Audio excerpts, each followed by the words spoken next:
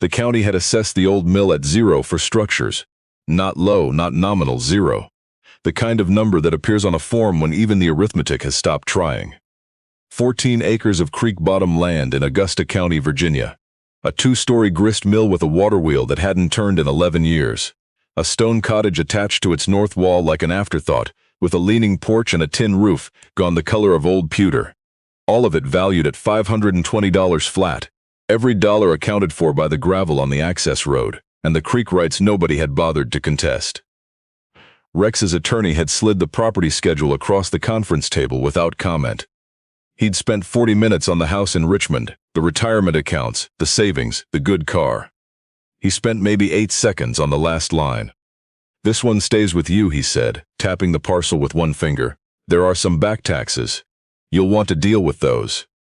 "What is it worth?" Neva asked. The attorney almost smiled. "County has the structures at nothing. Your husband's position is that it costs more to dispute than to concede." That was the kindest thing anyone said to her all morning, and it wasn't meant kindly at all. The mill was hers because nobody on the other side could think of a reason to want it. Neva Holbrook picked up the single cardboard box the paralegal had set by the door. Inside, a cast-iron skillet that had belonged to her mother, a photograph of her father standing in front of the water wheel circa 1987, and a small leather travel clock that had stopped keeping time 3 years ago. 18 years of marriage packed into something she could carry under one arm. She walked out to the parking structure and sat in the Subaru, the one she'd bought herself, the one Rex hadn't bothered to claim, with her hands on the wheel and nowhere particular to go. She had no apartment. She'd let her nursing administrator license lapse 6 years ago, when Rex's 4th corporate relocation had made recertifying in a new state impractical. She had a college friend who had offered the couch in a spare room, and she had a manila envelope on the passenger seat with a deed in it she had never read all the way through. She read it now, at a red light, because she couldn't help herself. The Holbrook Mill parcel, Stony Fork, Augusta County, deeded to Neva Jean Holbrook under the last will and testament of Owen Dale Holbrook, deceased. Her father had died 14 months ago in February, a quiet death after a long illness. She'd come for the funeral and driven back to Richmond 4 days later, telling herself she'd deal with the property once things settled. Rex had said the place wasn't worth the carrying cost. She hadn't argued. Arguing with Rex had required a kind of energy she'd stopped having, somewhere around year 12. The light turned green. Neva pointed the Subaru west toward the Blue Ridge. The drive took 3 hours and changed its character twice. Interstate gave way to a 2-lane state road, which gave way to a gravel county route. Climbing into the valley through stands of white oak and sycamore, the creek running alongside through the trees like a silver thread. Someone had dropped and forgotten. The mountains appeared before she expected them, blue and solid on the horizon, the kind of blue that looks painted on rather than real. She'd spent springs here as a girl. Her father, Owen, had run the mill as a working grist mill until the mid-90s, grinding corn and wheat for local farms. After the commercial work dried up, he'd kept the wheel turning for county historical days and his own particular satisfaction. He was a deliberate man who said less than he thought and meant every word he said. He had taught her to identify trees by their bark, birds by their flight pattern, and to sit still long enough that the world forgot you were in it. Rex had found all of that charming when they were dating. He'd stopped finding it charming somewhere after the second relocation. The access road to the mill was worse than memory had made it. 2 tire tracks of packed clay, with grass growing up the center, bending down through the oaks before opening onto the mill pond clearing. Neva parked and sat with the engine ticking. The mill was smaller than she remembered, and rougher than she wanted it to be. The water wheel was still there, but 2 paddles had rotted out, and the iron axle had rusted the color of dried blood. The millstone visible through the lower window was cracked from corner to center. The porch sagged where the far post had given way, and moss had taken the north-facing roof, shingles almost to the ridge. The appraiser had called it nothing. The appraiser had not been wrong. And yet the walls were plumb and the foundation stones hadn't shifted, and when she finally crossed the dead grass and pressed her palm against the mill's side log, it was solid, cold, and absolutely real. She had come to list this place with whatever rural realtor would take it. She hadn't expected the logs to feel like a handshake. The cottage door was unlocked.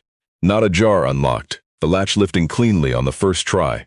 Inside smelled of wood smoke, dried herbs, and the particular stillness of a room that had been kept, not abandoned. Someone had swept the floors recently. The wood stove held ash, but the ash was cold and clean. A folded wool blanket lay on the settle bench by the window. On the kitchen shelf sat 2 mugs beside a clay jar of dried chamomile. 2 mugs. Her father had lived alone for 11 years. She was still standing in the kitchen doorway when she heard the porch boards creak. Before we go any further, if this story is already doing something to you, take a second to hit subscribe and tap the like button. Because what Neva was about to find inside that mill is the kind of thing that doesn't leave you once you've heard it. Drop us a comment telling us where in the world you're watching from. These stories travel further than we ever expect. Now let's keep going. The young woman on the porch was perhaps 22, slight in a canvas work coat too large for her frame, dark hair pulled back under a knit cap, a hand rake in one grip, and a look on her face that was equal parts startled and composed. She didn't run. She stood and watched Neva the way a person watches weather, waiting to see which direction it moves. "I didn't know anyone was coming," she said. "I didn't know anyone was here," Neva said. Her name was Simone. Just Simone. She offered the last name like a coin she wasn't sure she wanted to spend. She had been sleeping in the mill's upper loft since March. She had kept the cottage swept and the wood stove banked and the mill pond's drainage pipe clear after the autumn rains. "Why?" Neva asked. "Because your father asked me to. He's been gone over a year." Simone's jaw worked. He didn't say to stop when he was gone. He just said to keep it from falling down. She wouldn't come inside the cottage that first morning.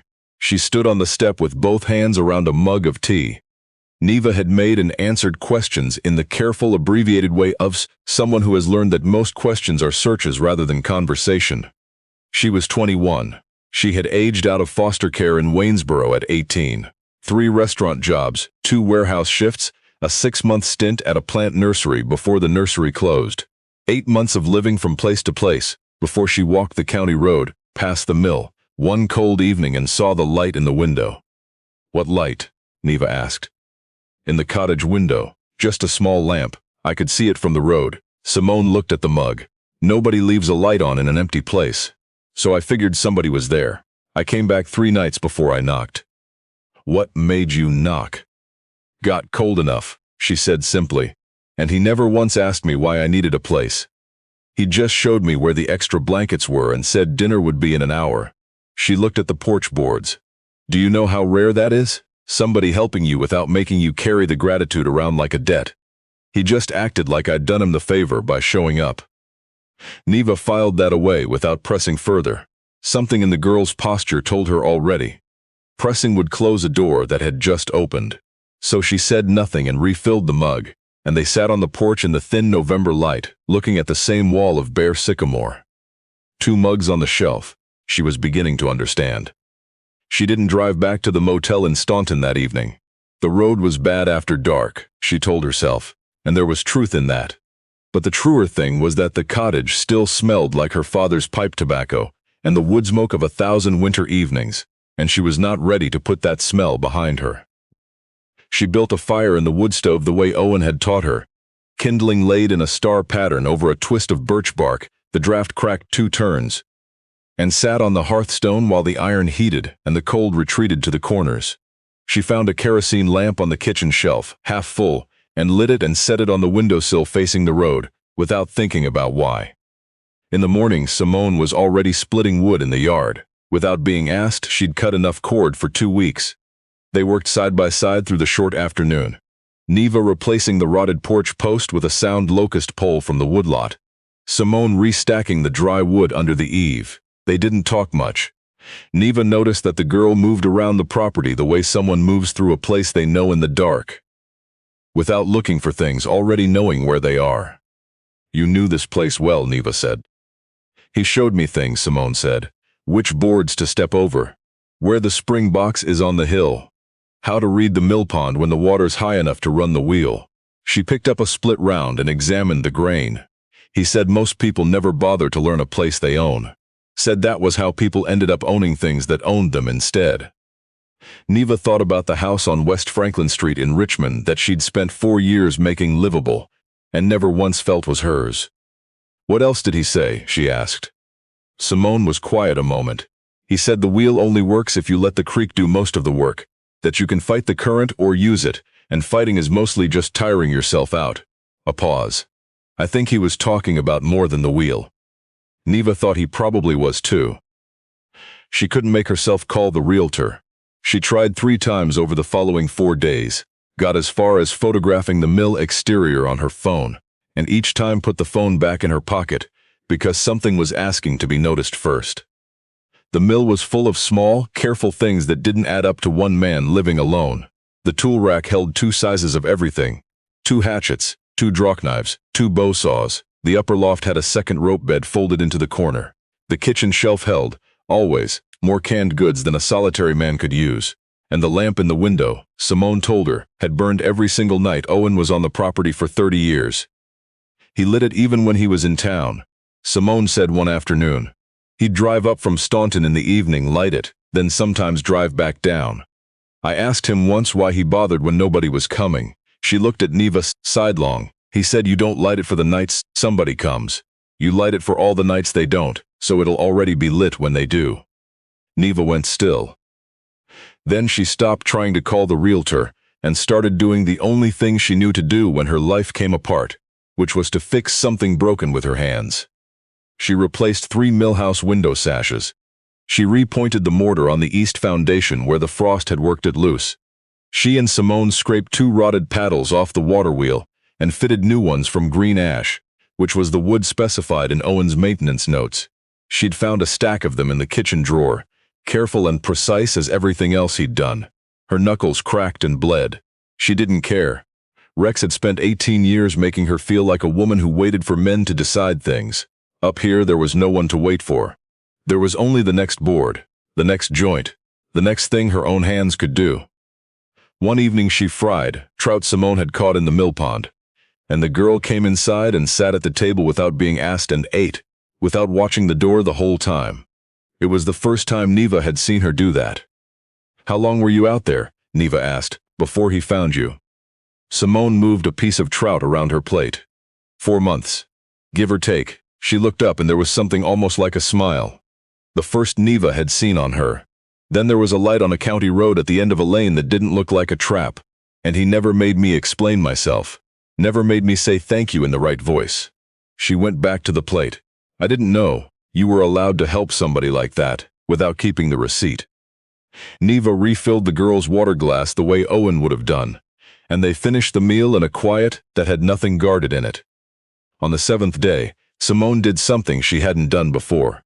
She came to the millhouse door and said, "Have you been up to the 2nd floor since you got here?" Neva hadn't. The staircase had looked uncertain. "It'll hold," Simone said. "He reinforced the treads 2 summers ago. He wanted the flower chest moved but couldn't do it alone." The 2nd floor smelled of old grain and machine oil and the dry sweetness of wood that has been working for 150 years. The grinding mechanism was still there, the great millstone in its housing, the wooden gear train gone silver with age. And against the far wall under a canvas tarp sat a flower chest the size of a blanket box, solid chestnut, with forged iron hinges and a lock that had no key in it. "He always said someday he'd move it to the cottage," Simone said. "He never got to it." Neva knelt and worked the tarp back and ran her fingers along the base of the chest the way she'd been running them along all the mill's other quiet secrets all week. The bottom edge of the chest was not flush. She could see the seam, too straight, too deliberate for age to have made it. She worked her pocket knife into the gap and lifted, and the false panel came away with a sound like an exhaled breath, and the cold draft that rose out of it smelled of old paper and beeswax, and something she had no name for, except that it felt like held time. Inside were 2 ledger books, cloth-covered thick at the spines from years of use, a tin dispatch box with a brass hasp, and a small craft envelope with her name on it in her father's upward slanting hand. She sat on the mill floor in the gray light and opened the first ledger.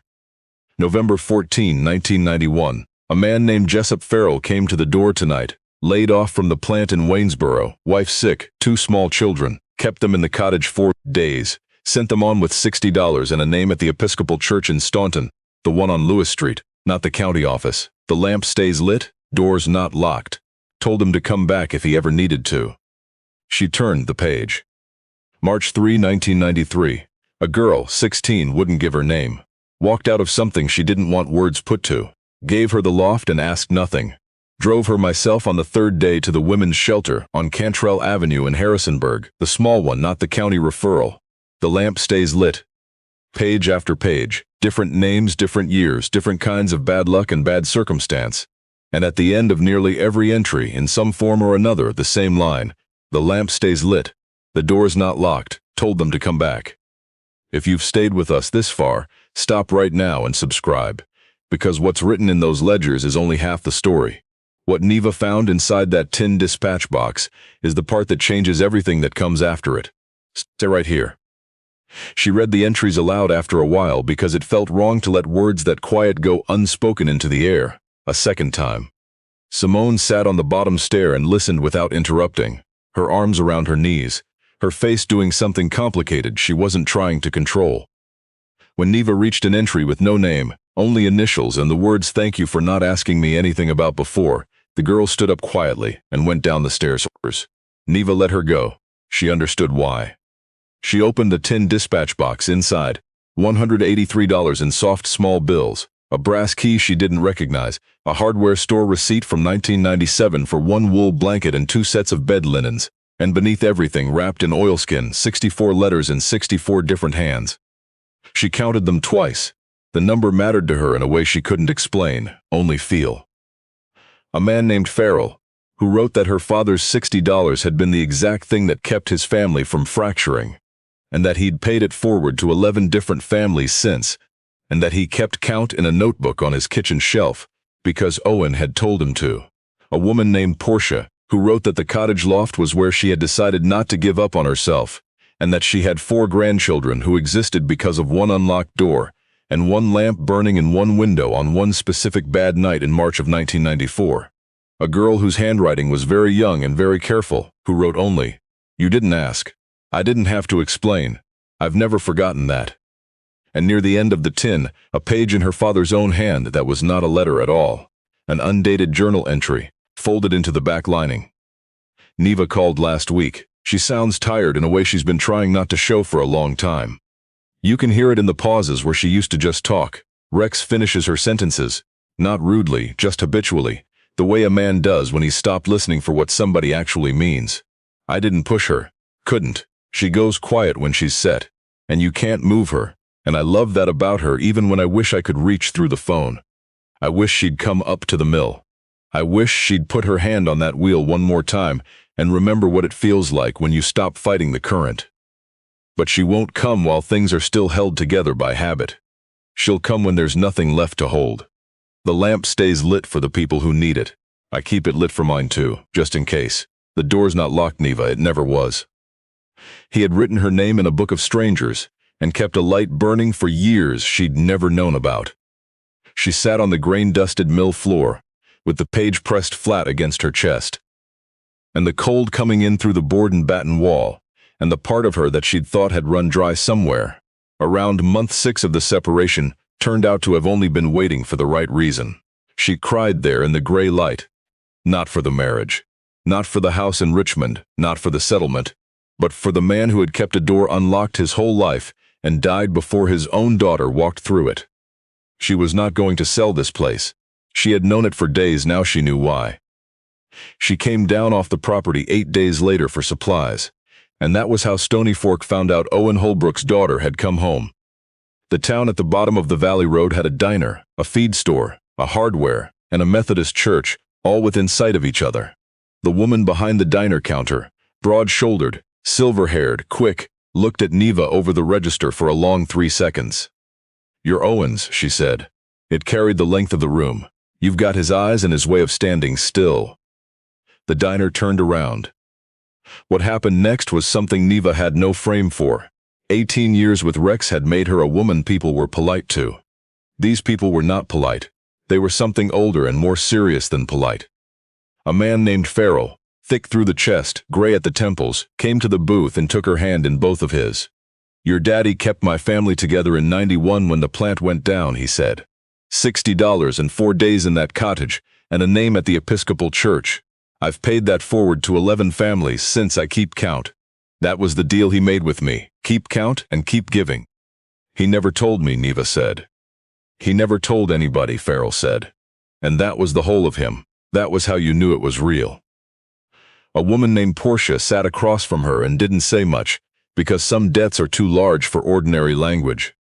A county extension agent named Marcus leaned on the end of the booth with his hat in his hands and said that more than once, when the county social services line was overwhelmed on a weekend night, the call would get quietly routed to Owen Holbrook's phone number. He'd say, "Send them up the mill road, I'll have the lamp on," Marcus said. Not one time in all the years I worked this county did he ever say he couldn't take somebody. It went on for the better part of an hour, a whole small valley quietly giving back the 30 years Owen had spent on it. The woman who ran the hardware store refused Neva's money for the caulk and the box of lamp wicks both. "Your father carried a tab of mine from 2004 and never mentioned it in between," she said. "Take the wicks. Let an old woman feel like she's settled up." By the time Neva drove back up the mill road with 3 weeks of supplies, she understood something she hadn't. When she'd first walked through the cottage door, she hadn't inherited 14 acres and a teardown. She'd inherited a lamp and a list, and a reason to keep it burning. She found Simone splitting wood in the yard when she got back. She made up the second rope bed in the loft properly. With the quilt Portia had pressed into her hands at the diner, and told the girl the loft was hers for as long as she needed it, using almost exactly Owen's words without knowing she was using them. Simone went very still, then nodded once and went back to the wood. That was the whole conversation. It was enough. The black SUV came up the mill lane 11 days later, a clean, expensive vehicle, easing around the ruts with the deliberate care of something that has never met gravel on its own terms. The man who got out did not belong on this creek bottom and knew it and did not care. 60 or so, trim in a waxed field jacket and boots with the crease still in them, moving with the unhurried confidence of a man who has already decided how a conversation ends before it begins. "Aldous Morrow," he said. "Blue Ridge Heritage Partners, you must be the daughter."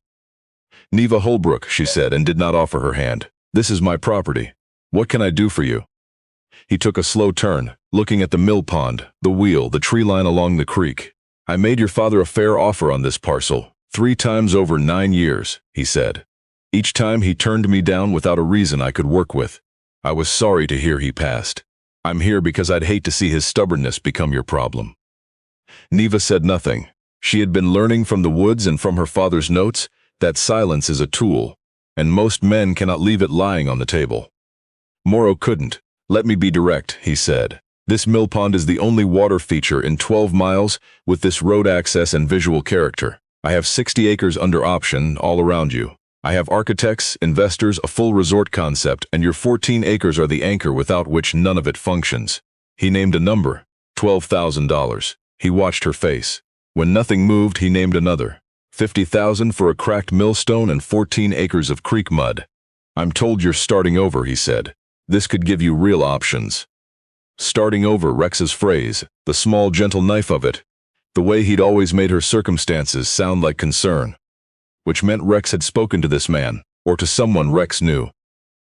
Neva felt the old reflex rise, 18 years of softening the sharp edge of a moment, of giving ground so a room would stay comfortable, and then she felt the lamp behind her in the window, and the 64 letters in the tin, and her father's handwriting. "The door's not locked, Neva. It never was." The reflex died where it stood. "The property isn't for sale," she said. "It wasn't for sale when he was alive, and it isn't now. Stay with us right here, because this is where Aldous Morrow made the mistake that cost him everything he came up that road to get. Subscribe right now. Because what Owen Holbrook did 16 years before he died is about to reach forward out of the past and protect the one thing he ever asked the world to leave alone." Morrow's expression flattened in a way that had nothing to do with surprise and everything to do with recalculation. "That's a shame," he said, the warmth leaving his voice the way heat leaves a cold stovepipe. "Because here's the part your father never had to think about. That mill structure has no certificate of occupancy on record since 1987. There's a water easement question on the creek frontage my attorneys have already flagged, and a structure's condition my engineers can use to initiate a county nuisance proceeding if it comes to it. These things take 2 or 3 years and more legal money. than this property will generate in a decade. He set a card on the porch rail. Or you take $50,000 and a clean walk. People in your situation usually do the arithmetic. He got back in the black SUV and eased it back down the lane, careful on the ruts now, and was gone. Neva stood on the porch until she couldn't hear the engine. Simone appeared at the woodpile, quiet as weather. "That's the resort man," she said. "He sent a surveyor up here twice while your father was still alive. Owen ran him off both times." "I don't have a lawyer," Neva said. "I don't have $50,000, and I don't have 3 years, and I don't have anyone." She picked up the card. "So I honestly don't know what I do have." She didn't sleep much that night. She lay in the cottage and listened to the creek running fast in the dark, and thought about the names in the ledger. The ones who had faced worse than this, with far less than this, and about the man who had quietly made sure they didn't face it alone. She didn't know the next thing to do, but she lit the lamp before she climbed into bed and set it in the window where it belonged, and she decided that, whatever else happened, the light was staying on. The answer came up the mill lane the next afternoon in a dented green pickup, with a crack across the windshield, which was how most useful things in Neva's experience arrived. The woman who got out was perhaps 65, tall and straight in a wool coat, reading glasses on a chain, a soft leather briefcase in one hand, that had the worn, serious look of something carried into a great many difficult rooms. She stood by the truck a moment and looked at the mill, the way a person looks at a place they've carried in their memory for a long time. "You'd be Neva," she said. "I'm Bertie Langston. I practiced property and family law out of Staunton for 31 years before I had the good sense to retire. Marcus from the county extension office called me this morning to say a man in a black SUV was asking about the water easement on your parcel at the courthouse. And those two things together got me out of a garden I'd planned to be in all afternoon. May I come in?" They sat at the kitchen table with coffee. Bertie said she had sat at this same table once before, 22 years ago, on the worst night of her life. She had driven up the mill road in the dark and seen the lamp in the window, and had almost turned around 3 times before she knocked. "My daughter," she said. 17 and in a situation I didn't know how to reach her through.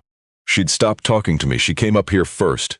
Owen kept her 4 days, didn't call me, didn't call anyone, just kept the lamp on and let her find her own footing. Bertie set down her mug. She came home on the 5th day. She talked to me. A pause. She's 39 now. Pediatric surgeons down in Charlottesville. 2 kids. She looked at Neva over the glasses. "So when I tell you I would like to handle the man in the black SUV, I want you to understand I have been waiting 22 years for the opportunity. You'd be doing me the kindness by letting me." Neva showed her everything. The ledgers, the tin, the 64 letters, the craft envelope with her own name on it. Bertie went very quiet looking at it all, took off her glasses, pressed her thumb and forefinger to the bridge of her nose for a moment. Then she became businesslike, because business was how Bertie Langston held herself together when a thing mattered too much. She took Morrow's threats apart one at a time. "The occupancy issue is a pressure tactic, not a legal finding. He'd have to petition the county, and the county has no pending complaint. We preempt him with voluntary inspection. Certified structural engineer, water system, electrical, on record within the week." She tapped the table. "The creek easement is recorded in the deed chain going back to 1934. That's not a legal question, it's a bluff. Bluffs work on people who can't afford to call them. So let's make sure you can." She folded her hands. "But here is what I need to know. Did your father ever speak to anyone about the development rights to this land? A land trust? A conservation organization? A preservation attorney?" Neva started to say no, and then stopped. The brass key in the dispatch box had been sitting at the edge of her attention since the first day. A key that fit nothing in the cottage or the mill, and she remembered, all at once, sharp and complete, a summer afternoon when she was perhaps 15, sitting on the mill pond bank while her father shook hands with a woman in a green vest who had a clipboard and a Jeep with a state agency sticker on the door.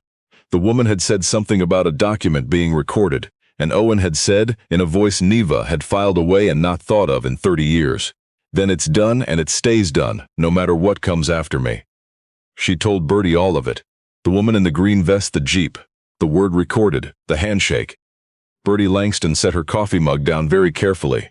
"Green vest," she said slowly. "State sticker." "Virginia Outdoors Foundation," Neva said. the name surfacing from somewhere she didn't know she'd stored it. Bertie stood up. "Get your coat, we're going to the courthouse." What they found in the deed index at the Augusta County Clerk's office is the turn on which this whole story pivots. Subscribe and stay with us, because it explains exactly why a man with $50,000 never had a real chance against a man who had been dead for 14 months.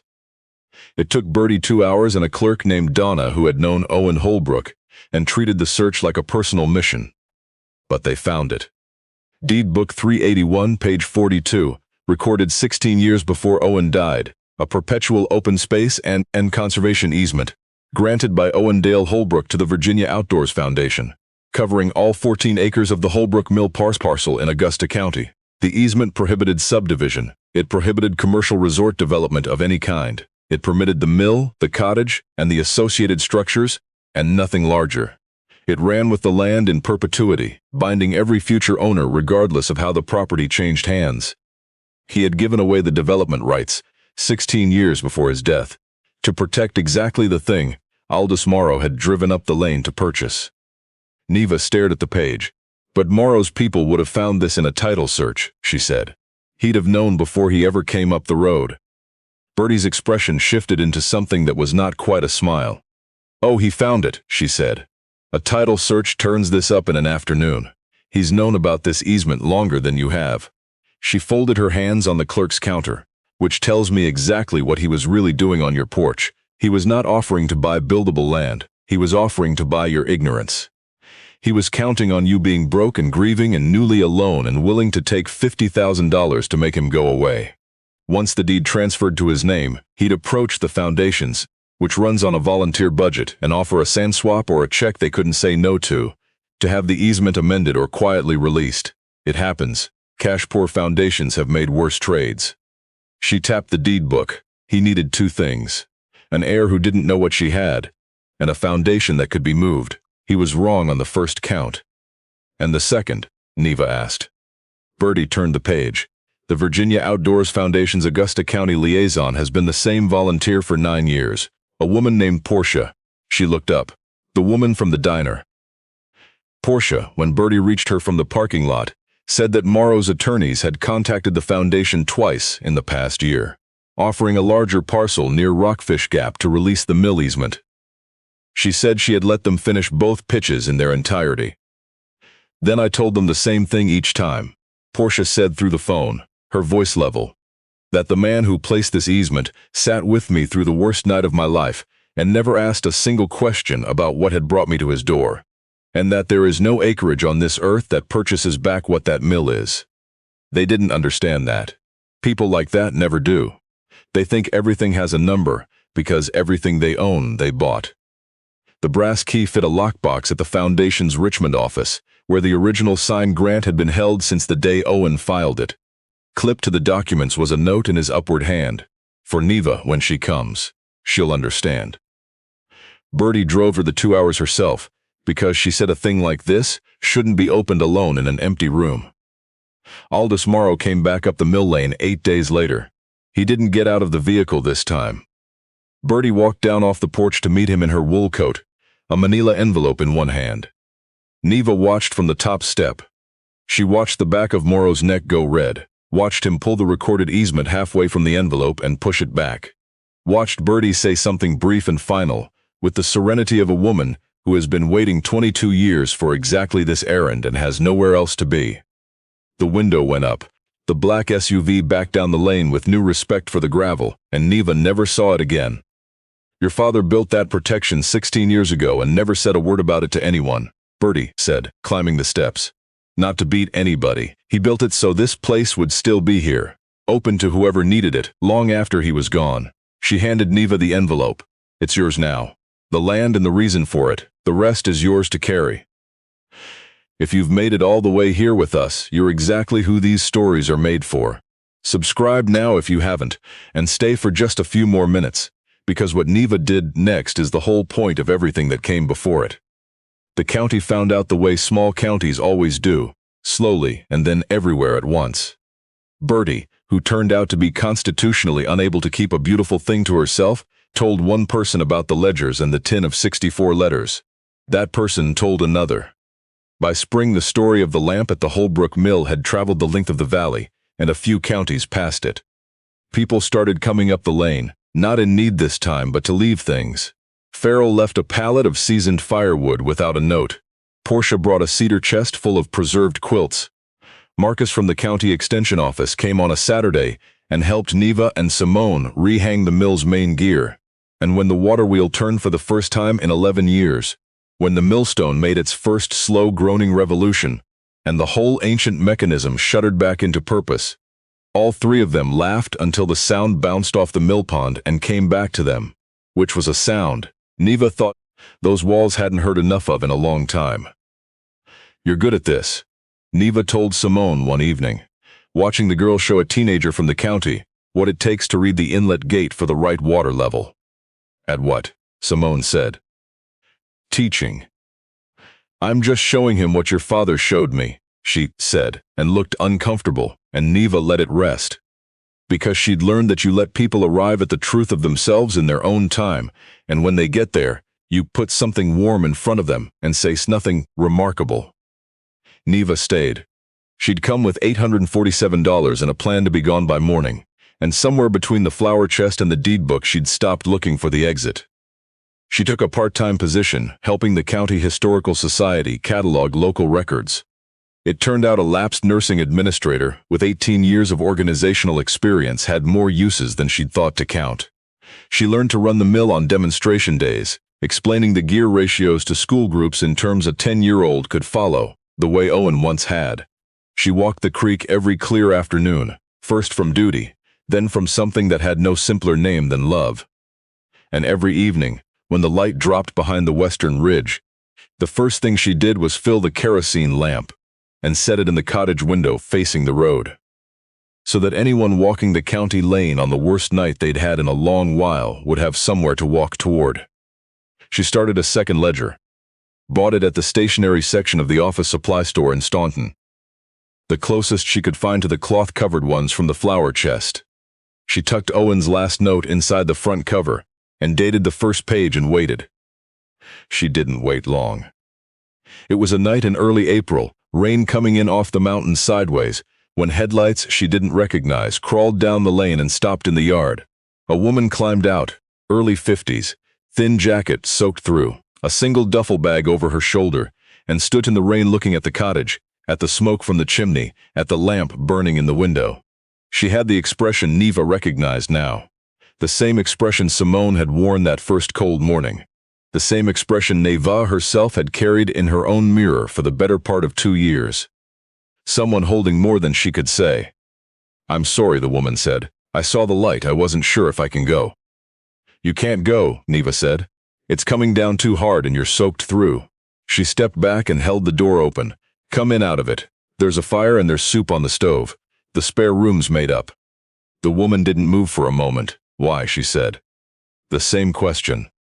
The one that had been asked 64 times over 30 years, in 64 different voices, from 64 different directions of dark. Neva smiled. "My father used to get asked that a lot," she said. "Come inside." She fed her and warmed her, and did not ask a single question the woman didn't offer first. In the morning, after the rain had blown east and the creek was running fast and silver in the new light, the woman drove on toward wherever she was going, with a full tank of gas and 2 jars of Portia's canned peaches and $40 folded into her coat pocket. And Neva sat at the kitchen table and opened the new ledger. She wrote in a hand that slanted just slightly uphill, the way her father's had. The date, a first name, a reason kept brief and kept private, and at the end of it the only line that mattered. "The lamp stays lit, the door's not locked. She knows she can come back." Simone read it over her shoulder, which she never would have done 4 months earlier, and was quiet a moment. "He'd have liked that you kept it the same," she said. "He'd have liked that you stayed," Neva said. The girl went still in the way she had, and then she nodded once and went out to start the morning wood, and Neva watched her from the window. A young woman who had aged out of a system with no memory of her, working in the yard of a mill that could never be sold, under a water wheel turning again, because 2 people had taken the trouble to learn what it needed. And Neva understood at last what her father had really left her. "We spend our lives measuring the wrong things.